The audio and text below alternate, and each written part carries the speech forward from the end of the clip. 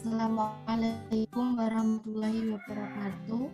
Kami di kelompok 8 akan mempresentasikan tentang audit manajemen keuangan yang beranggotakan saya Risma Saputri dengan NIM 2019-12183, Dua Karimah dengan NIM 2019-12195, yang ketiga Tasya Okta Anggraini dengan NIM 2019-12197, yang keempat Prasetyo Utomo dengan NIM 2019-12199, yang terakhir Nur Zakiyatun Nikmah dengan NIM 2019-12201.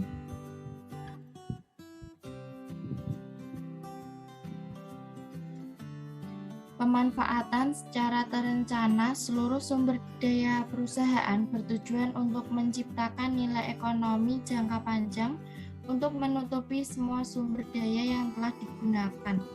Seluruh aktivitas bisnis dalam mencapai tujuannya memiliki dampak keuangan karena melibatkan uang sebagai sarana pembayarannya, dan seluruh keputusan bisnis tersebut akan berpengaruh pada keberadaan sumber daya keuangan perusahaan. Fungsi keuangan. Fungsi keuangan merupakan fungsi yang paling penting dari suatu bisnis. Fungsi keuangan terkoneksi secara erat dengan fungsi produksi, pemasaran, dan aktivitas-aktivitas yang lain.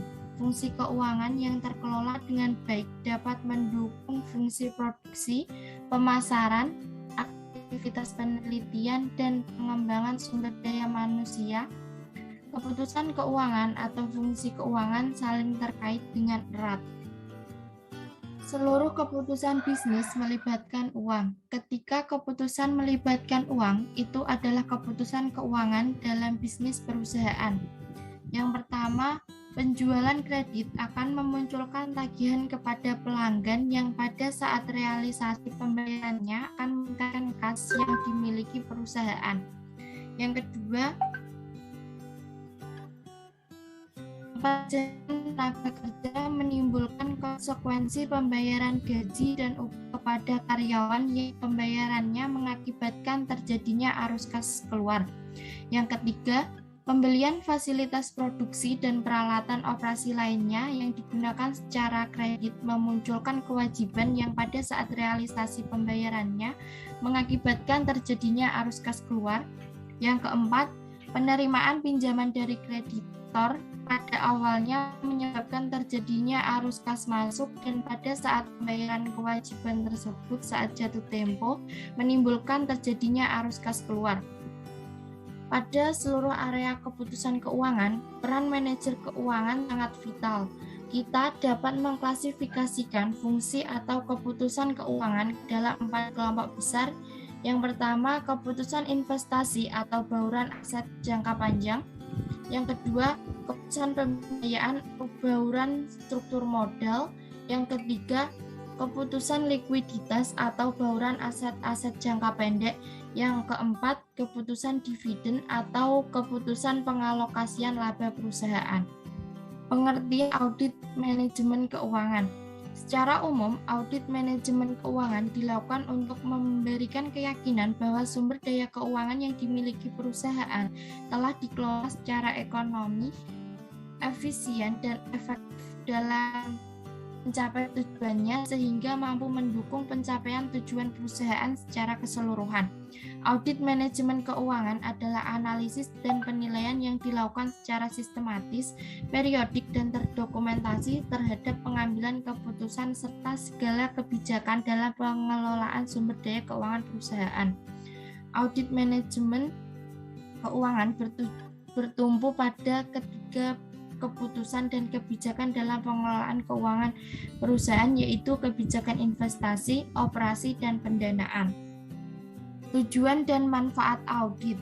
Ada beberapa tujuan yang dapat dicapai melalui audit keuangan. Yang pertama, menilai kebijakan investasi, operasi, maupun kebijakan pendanaan. Yang kedua, menilai apakah dokumentasi peraturan, pemantauan, dan pelaporan manajemen keuangan telah memadai sebagai elemen-elemen penting dalam kerangka kerja manajemen keuangan termasuk perencanaan atau penganggaran, kebijakan pengembangan keuangan, akuntansi dan pelaporan keuangan, pemantauan atau monitoring, akuntabilitas, dan pengendalian serta penilaian terhadap pendapatan dan beban. Yang ketiga, menilai ekonomisasi, efisiensi, dan efektivitas tata kelola keuangan perusahaan, baik aktivitas investasi, operasi maupun aktivitas pendanaan. Adapun manfaat yang dapat diperoleh dari hasil audit ini, efisiensi dan efektivitas tata kelola keuangan perusahaan saat ini. Yang kedua, kekurangan-kekurangan yang masih memerlukan perbaikan dalam tata kelola keuangan perusahaan. Yang ketiga, diperolehnya umpan balik untuk pencegahan terjadinya kerugian karena kurang baiknya tata kelola keuangan perusahaan. Ruang lingkup audit. Audit manajemen keuangan meliputi penilaian terhadap keseluruhan aspek keuangan perusahaan, baik organisasi, kebijakan maupun pengelolaan keuangan dalam mencapai tujuan perusahaan. Secara detail, ruang lingkup audit keuangan meliputi 1. Ketepatan posisi organisasi manajemen keuangan dalam struktur organisasi perusahaan dan kapabilitas sumber daya manusia pada organisasi departemen keuangan. 2. Penetapan tugas, wewenang, dan tanggung jawab pada setiap fungsi keuangan. 3. Prosedur dan pedoman tata kelola keuangan perusahaan. 4. Ketepatan keputusan dan kebijakan keuangan yang ditetapkan perusahaan. 5. Tata kelola manajemen keuangan perusahaan. Pendekatan dan metodologi. Pendekatan dalam audit manajemen fungsi keuangan tidak jauh berbeda dengan pendekatan pada audit manajemen untuk fungsi-fungsi bisnis lainnya. Beberapa pendekatan yang sesuai dengan audit manajemen keuangan antara lain: 1. Pengujian terhadap ketepatan kebijakan tata kelola keuangan. 2. Penilaian keselarasan tujuan dan program-program manajemen keuangan dengan tujuan perusahaan secara keseluruhan. 3. Penilaian terhadap ekonomisasi, efisiensi, dan efektivitas pelaksanaan program-program manajemen keuangan. Sementara metodologi dalam audit ini meliputi beberapa tahapan dan prosedur dalam pengumpulan dan analisis data sesuai dengan tujuan auditnya. Beberapa teknik pengumpulan data yang sesuai: 1. Review terhadap dokumen-dokumen penting. 2. Wawancara terhadap beberapa personel kunci. 3. Audit di lokasi atau observasi.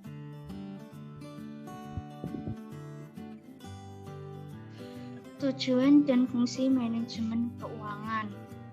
1. Mendapatkan dana yang tepat dari jumlah yang memadai. Tujuan utama dari fungsi keuangan adalah untuk menilai kebutuhan perolehan dan dana bagi perusahaan secara jika dana tidak tersedia saat dibutuhkan, perusahaan tidak prestasi yang telah ditetapkan, dan tingkat profitabilitas perusahaan tidak tercapai sesuai yang diharapkan. Dana dapat diperoleh perusahaan dari berbagai sumber sesuai dengan karakteristik dasar dan profil risiko dari perusahaan tersebut.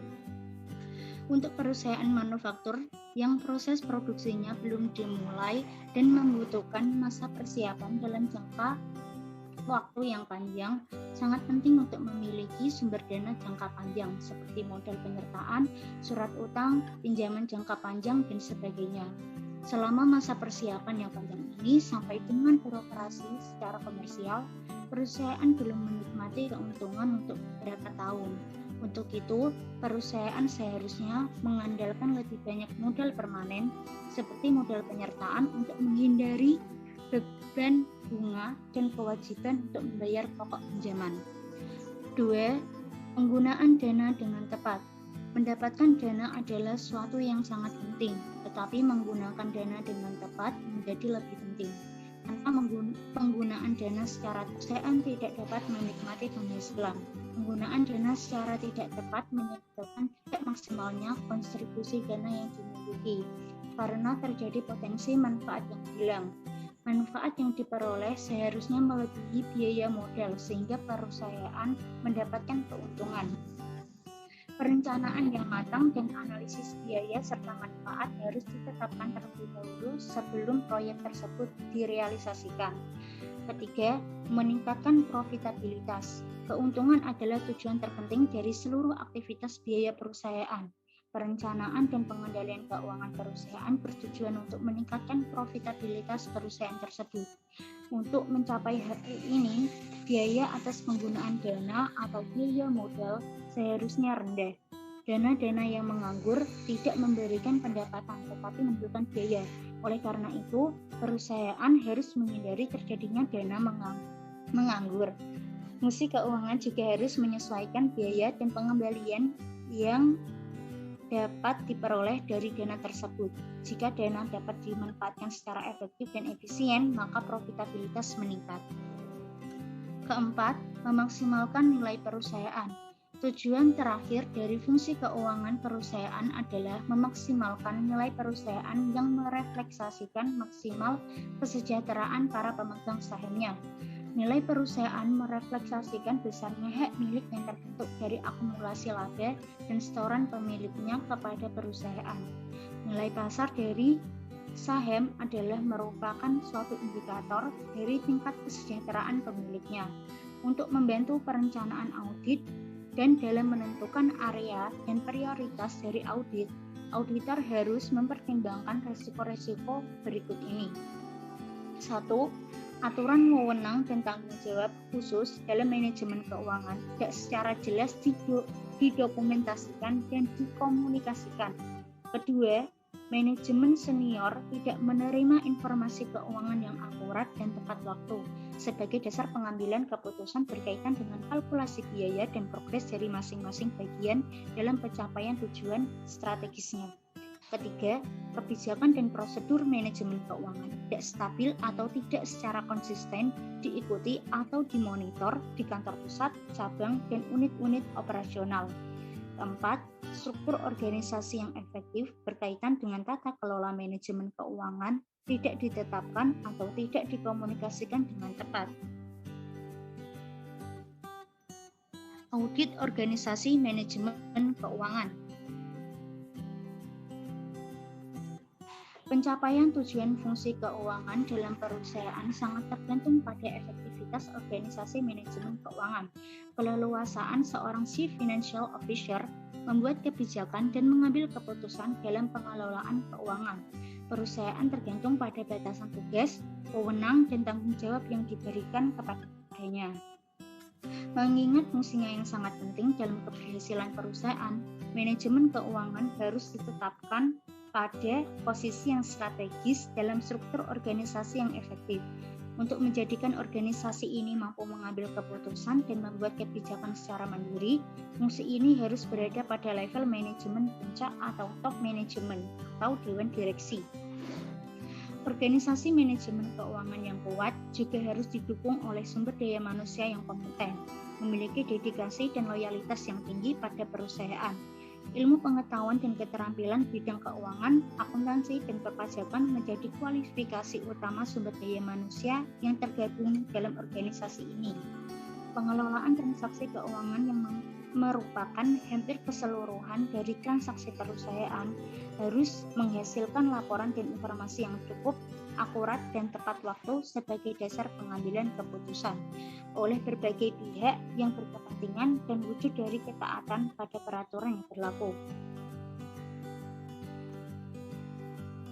Pedoman yang tercakup pada prosedur dan standar operasi harus melengkapi organisasi manajemen keuangan yang efektif dan memberikan kepastian bagi yang melaksanakan.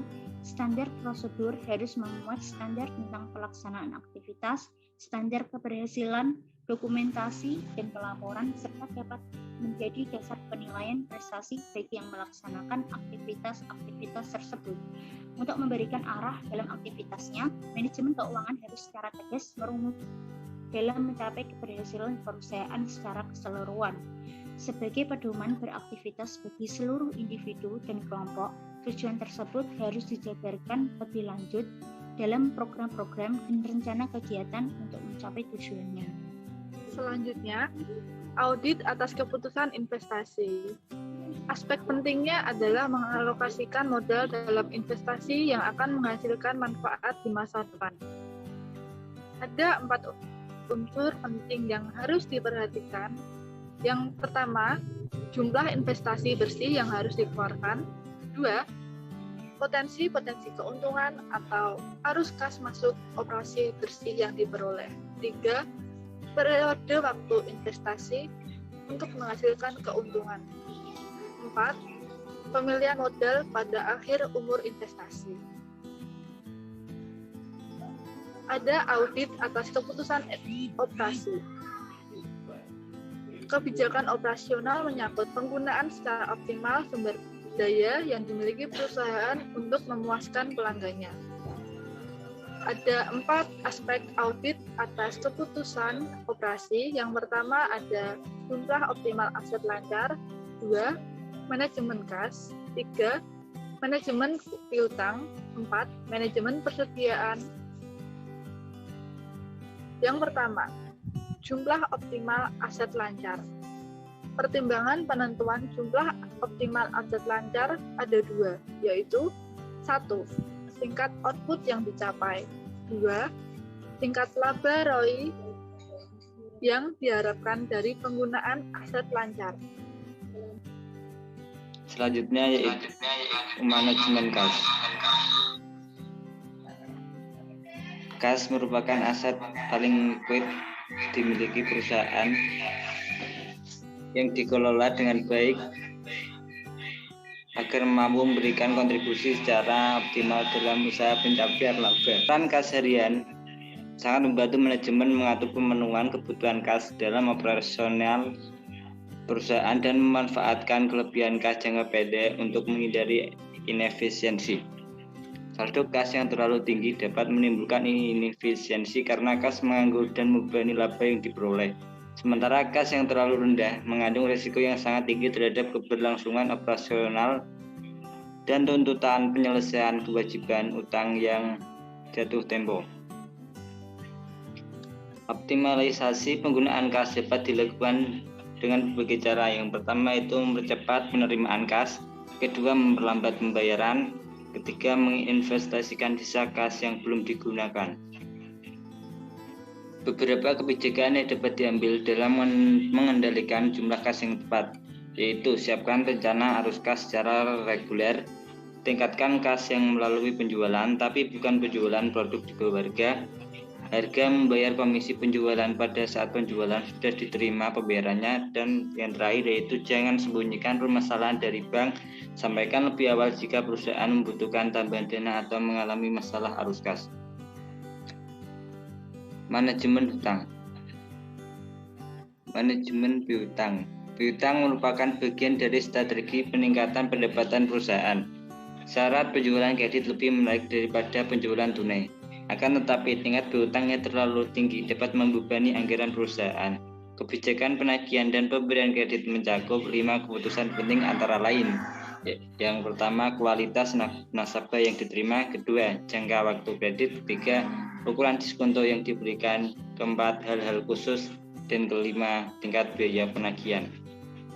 Beberapa kebijakan yang bisa diambil untuk mengendalikan piutang. Pertama itu lakukan komunikasi secara reguler dengan pelanggan, terutama pelanggan yang memiliki utang kepada perusahaan. Kedua, buat analisa umur piutang. Ketiga, negosiasikan pembayaran periodik jika hal tersebut dapat membantu untuk menyelesaikan piutang kepada pelanggan yang telah melewati waktu jatuh tempo. Keempat, lakukan analisa kredit dan sepakati jangka waktu yang tepat untuk pemberian kredit atas penjualan sebelum memberikan kredit penjualan kepada pelanggan. Dan yang kelima itu dorong pelanggan melakukan pembayaran segera dengan memberikan beberapa keuntungan seperti potongan penjualan. Manajemen persediaan. Persediaan dapat menjadi sumber keberhasilan perusahaan, sekaligus juga dapat menjadi sumber inefisiensi jika dapat dikelola dengan baik. Efisiensi dalam manajemen persediaan menyangkut strategi penentuan jumlah maksimum dan minimum persediaan, penyaluran, dan pengendalian persediaan. Persediaan yang terlalu banyak mengikat terlalu banyak dana dalam persediaan yang berarti menimbulkan biaya yang terlalu tinggi juga dalam pengelolaan persediaan. Persediaan yang terlalu sedikit mengandung risiko perusahaan kekurangan persediaan pada saat pelanggan membutuhkan. Berikut ini beberapa kebijakan dalam pengelolaan persediaan. Yang pertama, setiap pembelian harus berdasarkan permintaan dari unit penjualan. Yang kedua, tentukan batas maksimal dan di atas minimal persediaan. Ketiga, pertahankan jumlah persediaan yang tepat untuk mengamankan pasokan kepada pelanggan. Keempat, identifikasi persediaan. Kelima, lakukan negosiasi dengan pemasok untuk mendapatkan kepastian pasokan dalam jumlah yang fleksibel. Keenam, melakukan penelitian fisik persediaan secara periodik. Kebijakan pendanaan. Keputusan pendanaan atau financing policy menyangkut pemenuhan kebutuhan dana bagi perusahaan dan pemilihan sumber-sumber pendanaannya. Kebutuhan dana. Kebutuhan dana bagi perusahaan dapat dikelompokkan menjadi dua, yaitu yang pertama, kebutuhan dana jangka pendek untuk memenuhi kebutuhan operasional atau modal kerja perusahaan. Yang kedua, kebutuhan dana jangka panjang atau investasi untuk pengembangan perusahaan. Kebutuhan dana jangka panjang berkaitan dengan rencana pengembangan atau ekspansi yang dilakukan perusahaan dalam mempertahankan atau meningkatkan keunggulan bersaingnya.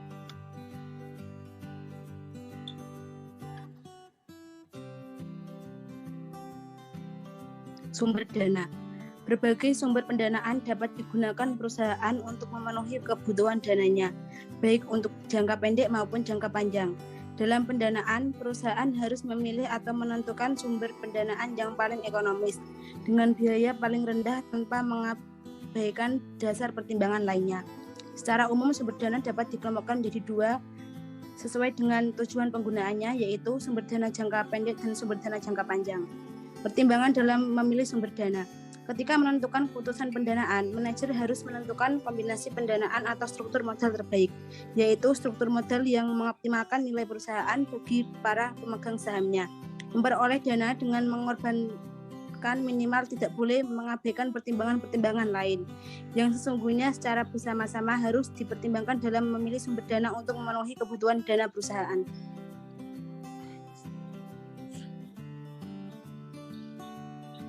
Pemenuhan dana operasional atau modal kerja.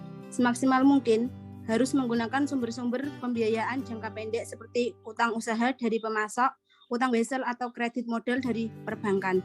Sementara untuk memenuhi kebutuhan jangka panjang atau investasi, perusahaan dapat menggunakan sumber-sumber dana jangka panjang seperti penerbitan obligasi, saham preferen, atau saham biasa.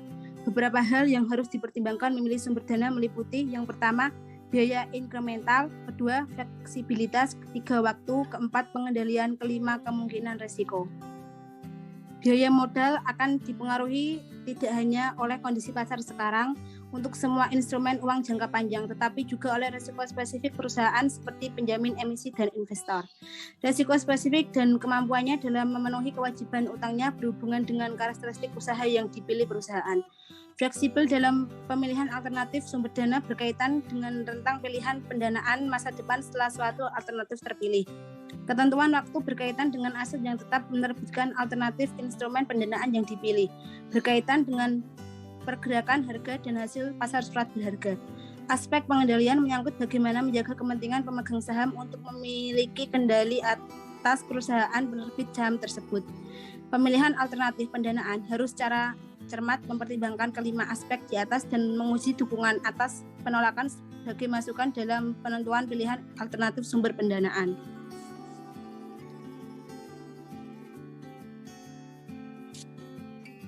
Kebijakan dividen berhubungan dengan keputusan tentang apakah perusahaan akan membagikan dividen kepada pemegang sahamnya atau tidak. Berapa besar laba didistribusikan kepada pemegang saham dan berapa besar ditahan untuk mendanai berbagai kebutuhan berkaitan dengan ekspansi dan pengembangan perusahaan. Dividen adalah bagian dari laba yang diperoleh yang didistribusikan kepada pemegang saham. Hal ini adalah bentuk penghargaan atau pengembalian yang diterima pemegang saham atas investasi yang dilakukannya. Dividen dapat bersumber dari laba tahun berjalan maupun satu laba yang terakumulasi pada perusahaan. Salah satu elemen penting dalam kebijakan dividen adalah rasio pembayaran dividen atau dividen payout ratio yang menunjukkan beberapa proporsi dividen yang dibayarkan kepada pemegang saham. Kebijakan dividen yang optimal adalah kebijakan dividen yang menciptakan keseimbangan antara dividen saat ini dan pertumbuhan di masa mendatang sehingga dapat memaksimalkan harga saham perusahaan. Perusahaan harus mempertimbangkan beberapa hal dalam pengambilan keputusan berkaitan dengan pembagian dividen kepada pemegang sahamnya. Hal-hal tersebut antara lain sebagai berikut. Tingkat likuiditas perusahaan. Dividen yang paling umum dibagikan adalah dividen tunai, walaupun memungkinkan untuk membagikan dividen dalam bentuk saham. Rencana ekspansi. Rencana ekspansi biasanya terutang dalam rencana pengembangan jangka panjang perusahaan. Secara periodik, perusahaan menahan sebagian laba yang diperoleh dalam tahun berjalan untuk mendanai rencana ekspansi tersebut. Ketentuan-ketentuan yang membatasi pembagian dividen. Pada kondisi tertentu, kreditor utama memungkinkan untuk membatasi kebijakan perusahaan dalam membagikan dividen, seperti pencadangan dana tertentu yang dapat menjamin kelancaran pembayaran pokok utang dan bunganya secara tepat waktu.